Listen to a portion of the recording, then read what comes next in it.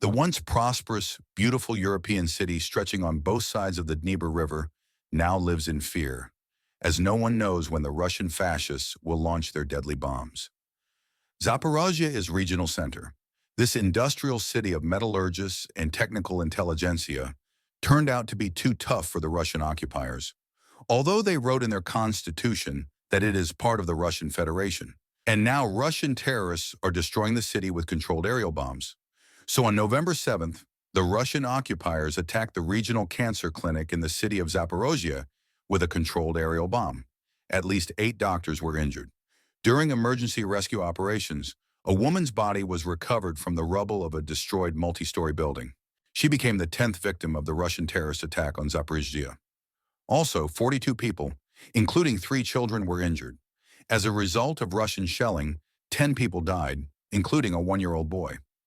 Currently, 15 citizens are in hospitals. During the day, the enemy began shelling Zaporozhye.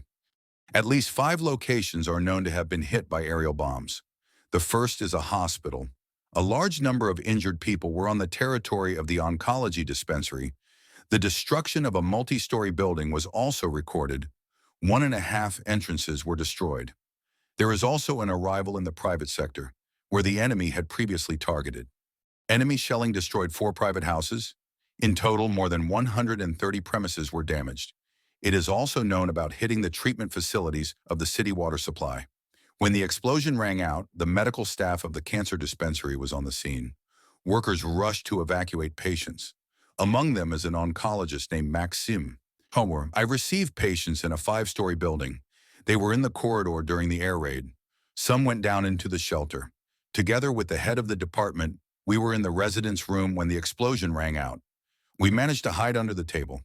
Then they immediately ran out to get all the patients out, the doctor shared.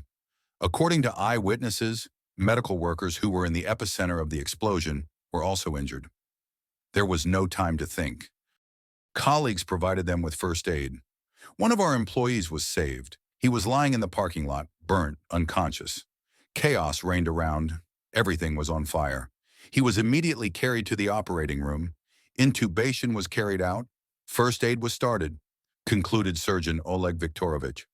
Mr. Vasil, a resident of the destroyed building in Zaporozhye, miraculously survived. At the time of arrival, the man was at home. I was in the kitchen during the flight. It exploded. Windows rattled, pans flew to the floor. The car is broken. The windshield and rear glass are smashed. The hatch is broken. It was a new car, the man shared. Serhiy from Zaporozhye is among the victims. At the time of the enemy attack, the man was going to work. I was literally saved by luck. It was lucky that I was standing far from the glass at the moment of arrival. 3 children with mine explosive injuries were hospitalized at the Zaporizhzhia medical facility. They were given the necessary help. 2 children had a condition of moderate severity. They left the medical institution under the responsibility of their parents. They continue to be treated on an outpatient basis under the supervision of a district pediatrician, said Irina Alexandrovna, general director of the Zaporizhzhia hospital. A 5-year-old boy was hospitalized in a serious condition. He was diagnosed with a craniocerebral injury, contusion of the brain and chest. He is currently in intensive care. The child had neurogenic shock, low blood pressure, and slow heartbeat. The boy was operated on. He is currently stable and is on artificial ventilation. We continue to fight for his life, Irina Alexandrovna concluded. Guided aerial bombs are launched from Russian planes, and if Ukraine had the opportunity to reach these bloody air bases, the problem would be solved. Russia would stop shelling the peaceful cities of Ukraine. But the U.S. still does not decide to allow Ukraine to use long-range weapons, which is tantamount to the destruction of Ukraine, increasing the number of deaths, destruction, and refugees. Russia is increasingly escalating the situation. Isn't it time to turn on the de-escalation mechanism? Subscribe to my channel, like, comment, and don't forget to hit the bell so you never miss my new stories and news.